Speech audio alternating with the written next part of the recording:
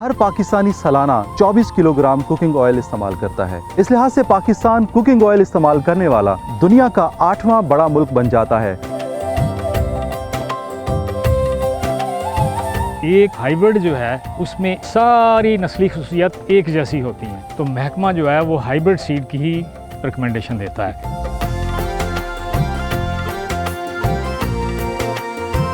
इसके अंदर बहुत सारे ऐसे करैक्टर्स होते हैं, जैसे कि यूनिफॉर्म मैच्योरिटी होती है, इसके अंदर वाइडर अडेप्टेबिलिटी होती है, यील्ड पोटेंशियल ज़्यादा होता है, इसके अंदर ऑयल कंटेंट ज़्यादा होते हैं।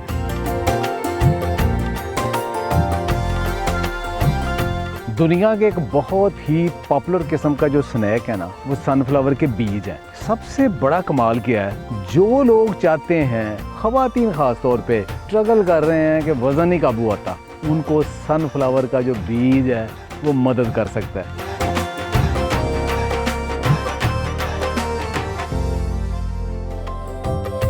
अस्सलाम वालेकुम, मैं हूं फ़खर जमान और आप देख रहे हैं प्रोग्राम किसान का पाकिस्तान। पाकिस्तान की ज़रूरी तरक्की और खुशहाली के लिए डिस्कवर पाकिस्तान का मिशन जारी है। नाज़रीन, सनफ्लावर का शुमार एडिबल ऑयल्स में होता है जो कि रोज़मर्रा के खाने बनाने में इस्तेमाल किया जाता है।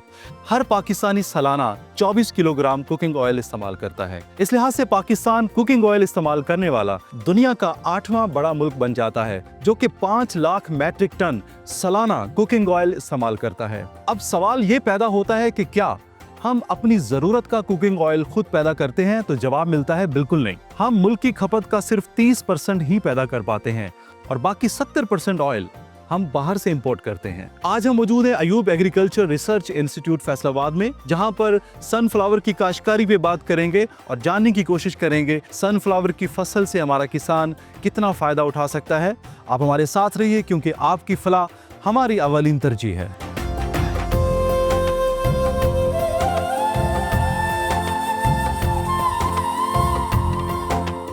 मुझे ज्वाइन किया है मोहम्मद आफ्ताब साहब ने, जो कि साबका डायरेक्टर हैं oil seed research institute Faisalabad के। आज उनसे बात करते हैं सनफ्लावर की काश्त के हवाले से। Sir, thank you so much, आज आपने अपना कीमती वक्त हमें दिया है। सनफ्लावर की काश्त के लिए सॉइल एंड क्लाइमेट की जो कंडीशन है वो कैसी होनी चाहिए? जी, आपने बड़ा अहम सवाल किया है। पहली बात तो ये है कि जो सनफ्लावर है ऑयल सीड क्रॉप्स के अंदर इसकी बड़ी अहमियत है। इसमें सबसे ज़्यादा यील्ड पोटेंशियल है। ओके। ये 40-45 मन तक की पैदावार हम फी एकड़ हासिल कर सकते हैं। जो पंजाब की क्लाइमेट है, सिंध की क्लाइमेट है, वो इसके लिए कंडूसिव है, बहुत अच्छी है। तो इसमें हम नहायत कामयाबी के साथ सनफ्लावर की काश्त कर सकते हैं। इसमें हमें देखना होता है कि अगर भारी मैरा ज़मीन है तो उसमें सबसे बेहतर पैदावार आती है। जो वाटरलॉग्ड सॉइल्स हैं, जिसमें पानी खड़ा हो जाता है, वो इसके लिए अनफिट है।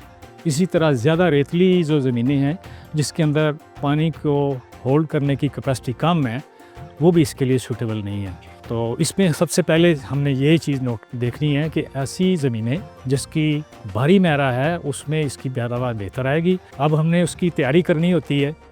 जिस खेत में आपने इसकी काश्त करनी है, उसको हमें पहले से ही ज़हन में रखना होता है। और अगली जो सोइंग है इसकी जनवरी के महीने के अंदर, इसके हमने तकरीबन 3 जोन रखते हैं। जो सदर्न पंजाब है, उसमें हम दिसंबर का एंड जो है वहाँ से इसकी सोइंग जो है कर सकते हैं। इस तरह जैसे सेंट्रल में आएंगे तो उसमें जनवरी जो है वो रिकमेंडेड है। और मज़ीद हम ऊपर की तरफ जाएं, सरगोदा और पोटोहार की तरफ जाएं, गुजरांवाला की तरफ जाएं, तो वैसे ही हमारा इसमें सोइंग का टाइम जो है वो हम मज़ीद बढ़ा सकते हैं। वो फरवरी तक हम इसकी काश्त कर सकते हैं। इसके लिए हम किस तरह का सीड सिलेक्ट करेंगे और हाइब्रिड का ही इंतखाब क्यों किया जाता है? जी हाँ, ये बड़ा अहम सवाल है। पहली चीज़ तो ये कि सीड की जर्मिनेशन बेहतरीन होनी चाहिए। अमूमी तौर पे कई फसलें हैं जो सेल्फ पॉलिनेटेड होती हैं, उनका फूल बंद ही होता है। ये चूँकि ओपन फूल वाली किस्म है, तो एक हाइब्रिड जो है उसमें सारी नस्ली खसूसियात एक जैसी होती हैं, तो महकमा जो है वो हाइब्रिड सीड की ही रिकमेंडेशन देता है। ठीक है। तो इसमें सिर्फ और सिर्फ हाइब्रिड सीड ही लगाना चाहिए। पिछली फसल का कोई बंदा भी, कोई ज़मींदार भाई इसका सीड ना लगाए, क्योंकि उसने आगे नस्ली खसूसियात में डिसइंटीग्रेट कर जाना है। तो इसलिए हाइब्रिड सीड लगाना ही ज़रूरी है। हाइब्रिड सीड जो है वो अमूमी तौर पे 2 किलोग्राम की पैकिंग में अवेलेबल होता है। तो सिंगल सीड हम लगाते हैं। तो इस तरह तकरीबन 60,000 पौधे जो हैं वो एक खेत में हम जनरेट करते हैं। सर, मैं आपके तजुर्बात की रोशनी में जानना चाहूँगा कि आपने एग्रीकल्चर को कई सालों से सर्व किया है। क्या वजह है कि आज तक पाकिस्तान एडिबल ऑयल को उगाने में खुद कफ़ील क्यों नहीं हो सका? बुनियादी वजूहात क्या हैं? इसमें जो कनोला है और सनफ्लावर है उसमें मार्केट डिपेंडेंट है। इसका एंड यूज़र जो है वो है इसकी ऑयल एक्सट्रैक्शन की इंडस्ट्री। तो वो प्रोक्योरमेंट एश्योरेंस करे ज़मींदारों के साथ और रेट तय करे पहले, जिसे हम दूसरे सादा लफ्ज़ों में कहें कि कॉन्ट्रैक्ट फार्मिंग जो है, तो कॉन्ट्रैक्ट करे ज़मींदार के साथ, तो इससे बड़ी तेज़ी से बढ़ जाएगी। दूसरी चीज़ जो है इसमें मैकेनाइजेशन है। जैसे मैंने गुजारिश की, लगाने के लिए भी मशीन अवेलेबल होनी चाहिए, स्पेस प्लांटिंग के लिए, सूरजमुखी के लिए और हार्वेस्टिंग के लिए भी। अनफॉर्चुनेटली जो हमारे इस टाइम पे इस तरह की मैकेनाइज मशीनें अवेलेबल नहीं हैं। गवर्नमेंट जो है वो कुछ एफ़र्ट्स कर रही है, रिसर्च इदारे भी एफ़र्ट्स कर रहे हैं कि लोकली जो हमारा ऑलरेडी जो कंबाइंड हार्वेस्टर चल रहा है उसमें चेंजेस करें और उसको कह लें कि आगे फर्दर लार्ज स्केल इस्तेमाल किया जा सके।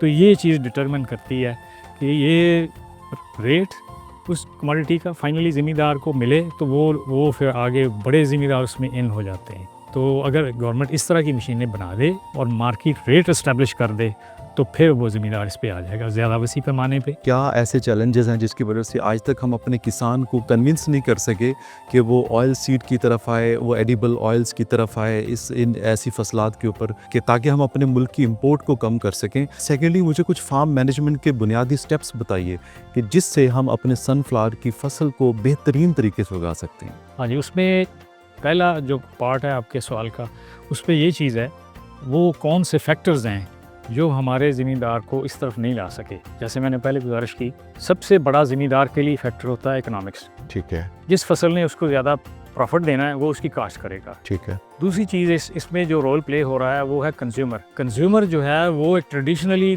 पुराने वक्तों से देसी घी खा रहा था, उसका ख़ास तरह का टेस्ट है। उसके अल्टरनेट के तौर पे वनस्पति घी का जो है रवाज हमारे यहाँ शुरू हुआ। वनस्पति घी जो है वो बनाया जाता है पाम ऑयल से। पाम ऑयल जो है वो सबसे चीप है दुनिया में। ओके। पाकिस्तान जो है वो सबसे सस्ता होने के नाते वो ज़्यादा घी बनाने पे कह लें कि उसका फोकस है। घी मिलें ज़्यादा हैं, कुकिंग में भी ज़्यादा वही इस्तेमाल होता है मखसूस उसके जायके की वजह से। वैसे जितने भी कह लें कि कैनोला ऑयल है उसकी कह लें कि कंपोजिशन बेहतरीन है सेहत के लिए, इसी तरह सनफ्लावर की भी बेहतरीन है। तो ये अमूमी एक अवेयरनेस चाहिए कि ज़मींदार जो है वो तो प्रॉफिट की वजह से काश्त करता है, कंज्यूमर जो है वो उसको टेस्ट की वजह से कर रहा है। ठीक है। और बेस्ट फार्म मैनेजमेंट के कुछ स्टेप्स बता दीजिए। बेस्ट फार्म मैनेजमेंट में यही है कि ज़मींदार जो है वो असेसमेंट करे कि उसने एक 6 महीने का और पूरे साल का भी प्लान बनाए।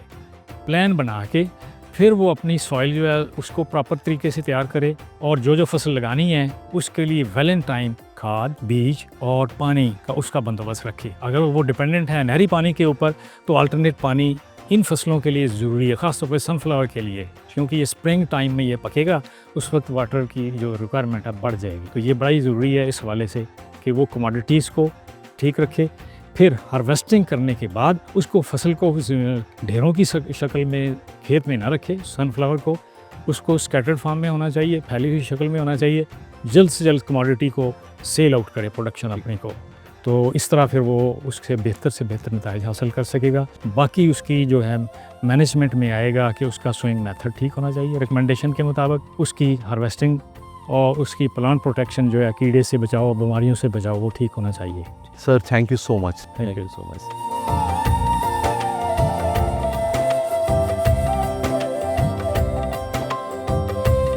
जी, मेरे साथ इस वक्त डॉक्टर रिजवाना कमर मौजूद हैं जो कि साइंटिफिक ऑफिसर हैं सनफ्लावर की। उनसे बात करते हैं।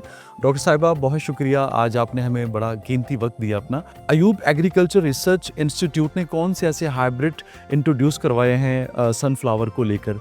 सबसे बेहतरीन वैरायटीज़ कौन सी हैं जो इस वक्त सबसे अच्छी प्रोडक्शन दे रही हैं सनफ्लावर की? जी थैंक यू सर, आपने मुझे बात करने का मौका दिया। असल में मैं इधर आपको बताना चाहूँगी कि हमारी जो फसलें हैं ना, ये जो हमारी क्रॉप्स हैं, इनमें 2 तरह की क्रॉप्स होती हैं ना। एक होती है सेल्फ पोलिनेटेड क्रॉप्स और एक होती हैं क्रॉस पोलिनेटेड। जो सेल्फ पोलिनेटेड क्रॉप्स होते हैं इनमें हम वैरायटी डेवलपमेंट की तरफ जाते हैं ना, लेकिन जो हमारी क्रॉस पॉलिनेटेड क्रॉप्स है ना, इनके अंदर जो पोटेंशियल यील्ड है ना, वो हमें ज़्यादा हाइब्रिड्स में मिलती है। तो इसलिए ये जो सनफ्लावर है ये क्रॉस पॉलिनेटेड क्रॉप है, इसमें हम अगर हम वैरायटी डेवलपमेंट की तरफ जाएंगे तो हमारी यील्ड उस तरह से नहीं आएगी। तो इसके लिए हम फिर क्रॉस पॉलिनेटेड क्रॉप होने की वजह से हम हाइब्रिड डेवलपमेंट की तरफ आते हैं। तो इसमें हम लोग 3 लाइन सिस्टम यूज़ करते हैं, जिसमें A, B and R 3 lines होती हैं, उनका आपस में हम क्रॉस करवा के हम एक F1 हाइब्रिड डेवलप करते हैं। जो F1 हाइब्रिड होता है ये एक हिसाब की एक सुपीरियर वैरायटी होती है। इसके अंदर बहुत सारे ऐसे करैक्टर्स होते हैं जो हम प्रेफर करते हैं, जैसे कि यूनिफॉर्म मैच्योरिटी होती है, इसके अंदर वाइडर अडेप्टेबिलिटी होती है, इसके अंदर जो क्या कहते हैं यील्ड पोटेंशियल ज़्यादा होता है, इसके अंदर ऑयल कंटेंट ज़्यादा होते हैं। तो इसलिए हम जो है सनफ्लावर पर हाइब्रिड को ही प्रेफर करते हैं और हाइब्रिड ही रिकमेंड करते हैं, और हमारा इस टाइम जो काम चल रहा है उसमें हम हाइब्रिड ही बना रहे हैं। तो इसके अलावा बहुत सारे जो हैं वो पाइपलाइन में हैं, जिनके अंदर बहुत अच्छे अच्छे कैरेक्टर्स हैं, जैसे कि हमने कुछ हाइब्रिड्स हमारे हैं, जैसे ओरिसन 675 एंड ओरिसन 648, जो कि शॉर्ट ड्यूरेशन हाइब्रिड्स हैं, जो 100 से 110 दिन में पककर तैयार हो जाते हैं। तो ये उन फार्मर्स के लिए बहुत बेहतर है जिनके पास क्रॉप का ड्यूरेशन जो फ्री ड्यूरेशन है ना वो कम होता है। तो वो लोग जो है ना ये हाइब्रिड्स लगा कर अपनी पैदावार जो है ना हासिल कर सकते हैं। इसके अलावा जो है हमारे पास नॉर्मल ड्यूरेशन के और लॉन्ग ड्यूरेशन के हाइब्रिड्स भी हैं, जिनमें ओरिसन 741 है, ओरिसन 701 है, जो कि बहुत अच्छी इनकी पैदावार भी है और इनके ऑयल क्वांटिटी भी बहुत ज़्यादा है। हमारा जो किसान है सनफ्लावर अगर लगाता है तो उसके लिए ऐसी क्या इकोनॉमिकली अट्रैक्शन है, वो कितना इसके ऊपर फ़ी एकड़ खर्च कितना आता है और वो कितने पैसे फ़ी एकड़ से कमा सकता है? अगर तो इसका सीड लोकली अवेलेबल हो तो इससे सनफ्लावर का जो है ना काफ़ी हद तक फार्मर का खर्चा जो है वो कम हो जाएगा। लेकिन जब फार्मर को प्राइवेट कंपनीज़ का महंगा हाइब्रिड का सीड लेना पड़ता है तो वहाँ से उसकी जो कॉस्ट बेनिफिट रेशियो है वो भी डिस्टर्ब हो जाती है। दूसरा इसके बाद ये है कि अगर तो इसके जैसे पहले भी आपको बताया गया है कि इसका जो ऑयल सीड्स का जो सारी इकोनॉमिक्स है ना वो कॉम्प्लेक्स फैक्टर्स पर है ना। अगर इसकी मार्केटिंग अच्छी चल रही हो, इसको इसका रेट अच्छा मिल जाए तो फार्मर इसको ज़रूर लगाएगा, उसको पैदावार भी ज़्यादा मिलेगी और इसको इकोनॉमिक जो रिटर्न है ना वो भी ज़्यादा मिलेगी। पेस्ट मैनेजमेंट के हवाले से इसकी कौन सी बेहतरीन जो है वो अद्वियात हैं जिससे हम पेस्ट को कंट्रोल कर सकते हैं, और कौन से ऐसे कीड़े मकोड़े हैं या कौन से ऐसे परिंदे हैं जिससे सनफ्लावर को ख़तरा होता है? जो सनफ्लावर की फसल है इसके ऊपर परिंदों का बहुत ज़्यादा अटैक होता है, और ये अटैक जो है ये 2 मरतबा होता है। एक तो जब हम सीड को सोइंग करते हैं हम, उसके बाद फौरी बाद जर्मिनेशन के फ़ौरन बाद जो है ये चिड़ियाँ इस पर अटैक करती हैं और इसके सीड को खा जाती हैं। तो इससे फार्मर को नुकसान ये होता है कि उनकी प्लांट पॉपुलेशन कम हो जाती है, प्लांटिंग डेंसिटी कम हो जाएगी, तो फिर ऑफ कोर्स उनकी पैदावार भी कम हो जाएगी। तो इसके बाद जो दूसरा इसकी सीड सेटिंग की स्टेज होती है जिसमें सीड मिल्की स्टेज पे होता है, उस टाइम इस पर बर्ड का अटैक बहुत ज़्यादा होता है। तोते इसको बहुत शौक से खाते हैं, और वो इस तरह अगर वो तोतों का हमला हो जाए तो फिर तो आपको कुछ नहीं मिलेगा वापस। लेकिन अगर ये उस सूरत में ज़्यादा होता है जब ये पैचेस में लगी हो ना, तो फिर बर्ड का अटैक बहुत ज़्यादा होता है, नुकसान भी ज़्यादा होता है। लेकिन अगर ये लार्ज एरिया पे लगी होती है तो फिर उसमें इतना ज़्यादा मैटर नहीं कर रहा होता ये बर्ड अटैक। तो इसके अलावा अगर हम बाकी कीड़ों मकोड़ों की बात करें तो इसमें जो वाइट फ्लाई है मतलब इस पर अटैक करती है तो इसकी ग्रोथ ज़रा कम हो जाती है। इसके अलावा एफिड का अटैक बहुत ज़्यादा होता है, और सबसे ज़्यादा जो हम लोग फील करते हैं जो यील्ड में नुकसान करती है वो होती है इसकी जो हेड मॉथ है। तो उसके लिए हमें चाहिए कि हम इसको टाइम से सदेबाब करें इसका। लेकिन वैसे ऐसा जो है ना वो अगर आपका फील्ड सेफ़ है तो वो फिर इतना मसला नहीं बनता। कि हमारे यहाँ ज़्यादातर फसलों की जब हार्वेस्टिंग की जाती है तो पोस्ट हार्वेस्टिंग लॉसेस का बहुत ज़्यादा सामना करना पड़ सकता है। सनफ्लावर की हार्वेस्टिंग के लिए हम क्या रिवायती तरीक़ों से इसको हार्वेस्ट कर रहे हैं या पाकिस्तान में कोई ऐसी टेक्नोलॉजी लॉन्च हो चुकी हुई है जिससे इसकी हार्वेस्टिंग की जा सके? उसके ऊपर थोड़ी सी रोशनी डालिए। जो हमारी सनफ्लावर है ना ये बहुत ज़्यादा रवायती तरीके से ही फ़िलहाल काश्त हो रही है। इसका जो हार्वेस्टिंग का प्रोटोकॉल है वो भी सारा रवायती है कि ज़्यादातर इसको जो है ना वो आरी से काट के तो फिर बाद में डंडों से ही इसको थ्रेश कर रहे होते हैं। तो इसमें ज़ाहिर बात है फिर नुकसान तो है ही है, क्योंकि हमारे पास कोई कंबाइन हार्वेस्टर इस तरह का अभी तक जो है ना वो मार्केट में अवेलेबल नहीं हो सका जिसको फार्मर जो है वो लार्ज एरिया पे लगा के तो उसको हार्वेस्ट कर सके। जैसे अब आरी से इन्होंने इसको काट लिया, उसके बाद इनको फार्मर्स को चाहिए कि वो उसको ना धूप में खुश्क कर लें अच्छी तरीके से, और जब उसको खुश्क कर लेंगे ना उसके बाद फिर उसको थ्रेश करें। थ्रेश करने के बाद भी चाहिए तो यही कि उसको थोड़ा सा धूप लगवा के उसके अंदर से मॉइस्चर कंटेंट थोड़ा कम कर दें, क्योंकि एक तो इसके अंदर ऑयल कंटेंट बहुत ज़्यादा होता है, और दूसरा अगर इसके अंदर मॉइस्चर कंटेंट होगा तो फिर इसके जो सीड है ना वो उसकी जर्मिनेशन भी इफेक्ट होती है, और दूसरा इसके ऑयल की क्वालिटी भी डिटेरिएट हो जाती है। जी मेरे साथ डॉक्टर शहजाद बसरा साहब मौजूद हैं जो कि हेल्दी लाइफस्टाइल एक्सपर्ट हैं, उनसे बात करते हैं। Sir thank you so much, आज आपने हमें ज्वाइन किया sir, it's my pleasure. Sir आज हम सनफ्लावर पे प्रोग्राम कर रहे हैं और मैं जानना चाहूँगा कि सनफ्लावर क्या खसूसियात है इसमें और इंसानी ज़िंदगी के लिए, इंसानी सेहत के लिए कितना ज़रूरी है ये? दुनिया के एक बहुत ही पॉपुलर किस्म का जो स्नैक है ना, वो सनफ्लावर के बीज हैं। इसके ऑयल की बजाय आम लोग की बीज की थोड़ी सी बात कर लें। ये एक कमाल की चीज़ है। सबसे बड़ा कमाल क्या है, जो लोग चाहते हैं दफ्तरों में बैठे हुए ख़वातीन ख़ास तौर पे स्ट्रगल कर रहे हैं कि वज़न नहीं काबू आता, उनको सनफ्लावर का जो बीज है वो मदद कर सकता है। वाह, तो कैसे मदद कर सकता है? होता ये है कि नाश्ता किया या लंच किया, उसके बाद स्नैकिंग की, मंचिंग की आदत है लोगों को बहुत बिल्कुल ज़्यादा। अच्छा, अव्वल तो वो स्नैकिंग मंचिंग नहीं करनी चाहिए, मिनिमम है। अगर आपका दिल करे अपनी गाड़ी में, अपने ऑफिस में सनफ्लावर के बीज रख लें। करना क्या है, जब आपको भूख बहुत सताती है ना, एक बीज पकड़ना है, उसको छीलना है। ठीक है, छील के, निकले हुए बीज नहीं, वो छीलना है। Okay, fresh. फ्रेश वो छील के, और साल्टेड नहीं है, छील के उसके अंदर से बीज निकाल के आपने खाना है। ठीक है, अच्छा, आप कितने को खा लेंगे, लेकिन आपकी जो क्रेविंग है, मंचिंग की आदत पूरी हो जाएगी। अच्छा, अब एक एक करके सीड खाते रहे, एक मुट्ठी तक एक टाइम में आप खा सकते हो, और वो एक मुट्ठी बीज खाने में आपको कम से कम आधा घंटा लगेगा। बिल्कुल ऐसा है। आपकी वो सेटिस्फेक्शन हो गई। फायदे क्या मिले? सबसे बड़ा फायदा, आप जो बेकरी आइटम खानी थी उससे बच गए, जो आपने ड्रिंक्स पीने थे, जूस पीने थे, उससे बच गए, वो आप एक्स्ट्रा कैलोरीज लेनी थी उससे बच गए, आप सेटिस्फाई भी हो या मसरूफ भी हो गए। अच्छा, दूसरा इसके अंदर क्या है कि इसके अंदर 3 मिनरल ऐसे हैं जिनके लिए लोग मिन्नतें कर रहे हैं, ढूंढ रहे हैं, पूरी दुनिया में शोर मच रहा है कहीं से मिल जाए।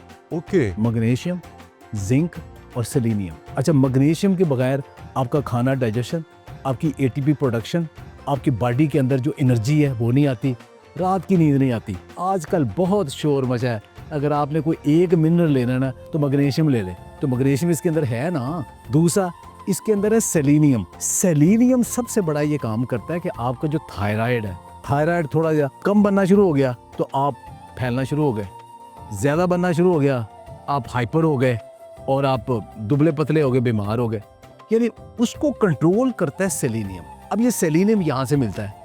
ये सेलेनियम ना सिर्फ ये बल्कि आपका इम्यून सिस्टम भी बेहतर करता है। एक तो ये आपके थायराइड को कंट्रोल करता है, इम्यून सिस्टम को बेहतर करता है। फिर अगली बात ये है कि इसके अंदर जिंक मौजूद है। ये मर्द, उनकी हेल्थ, बाकी सब के लिए जिंक बहुत इंपॉर्टेंट है। आपके जिस्म के अंदर कुछ 100 से लेके 200 एंजाइम ऐसे हैं जो जिंक के बगैर काम नहीं करते। ठीक है, तो ये आपको हेल्दी चीज़ें मिल गई, तो आपको एक बीज, एक स्नैक आपने लिया, उसने आपको इतने हेल्थ बेनिफिट दे दिए। दिल की सेहत के लिए ये कितना इम्पोर्टेंट है? जो दिल की सेहत है ना, उसके लिए हमें खतरा क्या होता है कि बैड कोलेस्ट्रॉल किसी चीज़ से ज़्यादा ना हो जाए। अब देखें, देसी घी है, उसके अंदर सैचुरेटेड फैट्स है, वो ख़राब नहीं होते, ऑक्सीडेशन नहीं होती, जिसम में इन्फ्लेमेशन नहीं होती। लेकिन ज़्यादा खाएंगे तो फिर आपका लिपिड प्रोफाइल डिस्टर्ब हो जाएगा। वो थोड़ा खाना है आप, उसके लिए बैलेंस करने के लिए आपको अनसैचुरेटेड फैटी एसिड भी लेने हैं। ठीक है, अब अनसैचुरेटेड फैटी एसिड ज़्यादा पकाएंगे तो ख़राब होते हैं, कच्चे ठीक होते हैं। अब कुकिंग ऑयल है, वो आप पकाते हो, अनसैचुरेटेड फैटी एसिड थोड़े ख़राब भी हो जाते हैं, उनकी स्मोक वैल्यू ज़्यादा डिस्टर्ब है। लेकिन जब कच्चे खाते हो, जैसे ये सारे हम बादाम, अखरोट वगैरह बीज सारे खाते हैं, कच्चे खाते हैं, इनके अंदर पक्के हुए नहीं होते, कच्चे होते हैं अनसैचुरेटेड फैटी एसिड, वो इसके अंदर भी है। तो ये आपका जो कोलेस्ट्रॉल लेवल है उसको नॉर्मल रखता है। तो जब कोलेस्ट्रॉल लेवल आपका नॉर्मल रहेगा तो आपका दिल के लिए भी ठीक है, तो ये heart healthy actually. Okay sir, sunflower seed और इसके जो ऑयल में मुझे बुनियादी फ़र्क बताइए, सेहत के एतबार से इन दोनों के क्या क्या फ़वायद हैं या क्या क्या नुकसान हैं? देखिए, जो कुकिंग ऑयल है ना, पहले ज़हन में तो ये चीज़ रखें, अगर आप कोई खाना पकाते हैं बगैर ऑयल के या घी के तो आपकी बॉडी को कोई नुकसान नहीं, फ़ायदा ही है। जो आपको थोड़ा बहुत ऑयल चाहिए, आपके एसेंशियल फैटी एसिड चाहिए, वो आपको इनके पत्तों से भी, बीजों से भी, फ्रूट, सब्जी, हर चीज़ थोड़े थोड़े मिल जाने। ठीक है, लेकिन चूंकि हमारे खाने ऐसे हैं कि उसको पकाना पड़ता है, बिल्कुल। पकाने के लिए आपको घी या तेल चाहिए। अच्छा, उसमें अब पहली चीज़ में ये रखें, जो अच्छे तेल भी हैं, अब वो चम्मच भर भर में नहीं खाने आपने। मतलब क्या, आपको देसी घी अच्छा है तो आप चम्मच भर भर खाएं, ऑलिव ऑयल अच्छा है तो आप प्यालियाँ पीना शुरू नहीं, कैलोरीज बहुत ज़्यादा है। जेन में ये रखें, शुगर के 9 मालिक्यूल और फैट का 1 मालिक्यूल एक जितनी कैलोरी देता है। ओके, तो आप अगर ज़्यादा फैट ले लेंगे कोई भी, तो आपकी कैलोरीज, वज़न बढ़ेगा और वो सारा डिस्टर्ब करेगा। अच्छा, अब चूंकि हमने खाना पकाना है, खाने पकाने के दौरान अगर तो ऐसा आप तेल या घी इस्तेमाल करें कि जिसमें अनसैचुरेटेड फैटी एसिड ज़्यादा होंगे तो वो जल्दी ख़राब हो जाएगा, जिसमें सैचुरेटेड होंगे तो ख़राब कम होता है। ओके, जैसे देसी घी है वो ख़राब नहीं होगा। बिल्कुल। अच्छा, अगली बात ये है कि सैचुरेटेड ज़्यादा लेंगे ख़राब होगा, अनसैचुरेटेड ज़्यादा लेंगे तो कोलेस्ट्रॉल डिस्टर्ब होगा। एक बैलेंस चाहिए, पहली तो ये चीज़ मिनिमम यूज़ करें। हमारे दिल के लिए जो सबसे अच्छा फैटी एसिड है ना, वो ओमेगा 3 फैटी एसिड है। ऐसे वो सनफ्लावर में नहीं होता, तिलों में भी नहीं होता, ठीक है। वो मेज़ में भी बहुत थोड़ा होता है। वो किस में ज़्यादा होता है? वो सबसे ज़्यादा होता है कैनोला ऑयल में। ठीक है। सरसों सारी में, लेकिन उसमें रूसी की जरूरत है, कैनोला में बहुत ज़्यादा होता है। ओके, फिर अलसी में बहुत ज़्यादा होता है, ठीक है। फिर हमारा सोयाबीन में बहुत ज़्यादा होता है। फिर ये जो ऑलिव ऑयल है उसमें भी मौजूद होता है। ओके, तो अब एक डॉक्टर्स अब ये कहते हैं कि जब आपने खाना पकाना है ना, तो आप अगर कुकिंग ऑयल मिक्स कर लेना 3-4, तो उसमें ये जो बैलेंस पूरा हो जाएगा। Okay, okay. तो सनफ्लावर में ओमेगा 3 कम है, ओमेगा 6 ज़्यादा है। तो ओमेगा 6 का अगर बहुत धड़ाधड़ इस्तेमाल करेंगे फिर बॉडी इन्फ्लेमेशन हो जाती है। रिवायती स्नैक्स सनफ्लावर के बताइए, सीड के, जो कि पूरी दुनिया में सबसे ज़्यादा पसंद किए जाते हैं और जो सेहत के लिए बेनिफिशियल हैं। देखिए, जो सनफ्लावर बेस जो सबसे दुनिया में स्नैक यूज़ किया जाता है ना, वो है साल्टेड, रोस्ट होता है। ठीक है। अच्छा, वो रोस्टेड जो होता है उसके अंदर फ़ायदा ये होता है कि कुछ चीज़ें ज़्यादा अवेलेबल हो जाती है, कुछ कम हो जाती हैं, लेकिन साथ सोडियम ज़्यादा आ जाता है। वो ज़्यादा कंजम्पशन ठीक नहीं है। उसकी बजाय अगर आप ओरिजिनल सनफ्लावर के सीड रखें, उन्हें खाएं, और इसके साथ अगर आप हमारे रवायती तौर पे जिन्हें चहार मगज़ कहा जाता है, ओके, पम्पकिन के सीड कहा जाता है, ओके, इनके मिक्स कर दें। मेरी गाड़ी में अब भी आपको एक डिब्बा नज़र आएगा जिसके अंदर क्या है, sunflower seed, pumpkin seed, Chahar मगज़ और तेल, ये वाले बीज पड़े हैं। अगर कभी मुझे बहुत हो कि मेरा एनर्जी लेवल या कुछ हो गया तो मैंने 1 चम्मच वो ले लेना। ओके। तो ये एक आइडियल स्नैक है। और दूसरा है कि बच्चों के लिए खजूर की पेस्ट बनाएं, पल्प बनाएं, उसके अंदर ये सारी चीज़ें, सनफ्लावर ऑयल भी, सेसमी भी, सारे ये बना के उसकी गजक बना दें और उसका एनर्जी बार बना दें। वो एक वंडरफुल किस्म की चीज़ है। वो ताज़ा बना के भी दे सकते हैं और वो बना के आप उसे फ्रीज़ भी कर सकते हैं, बच्चों को साथ साथ भी दे सकते हैं। वो एक ज़बरदस्त किस्म का स्नैक है, बच्चों के लिए भी, बड़ों के लिए भी। सर बहुत शुक्रिया, थैंक यू। जज़ाकल्लाह खैर का काम है, आप भी बांट रहे हैं, मैं भी बांट रहा हूँ। Thank you sir.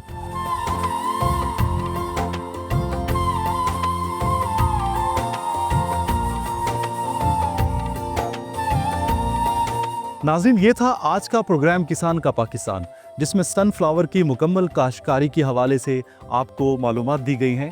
माहिरीन का कहना था कि अगर सनफ्लावर की बेहतर फार्म मैनेजमेंट की जाए तो हमारा किसान ना सिर्फ इससे लाखों रुपए का ज़र मुबादला कमा सकता है, बल्कि मुल्क की एडिबल ऑयल की इंपोर्ट को भी कम कर सकता है। उम्मीद करता हूँ कि आज का प्रोग्राम आपको बेहद पसंद आया होगा। अपने फीडबैक का ज़रूर इजहार कीजिएगा, क्योंकि आपका फीडबैक मुल्क की तरक्की में अहम किरदार अदा करता है। मुझे और मेरी टीम को दीजिए इजाज़त। आप देखते रहिए प्रोग्राम किसान का पाकिस्तान फ़खर ज़मान के साथ, ओनली ऑन डिस्कवर पाकिस्तान, क्योंकि खेतों की हरियाली पाकिस्तान की खुशहाली है।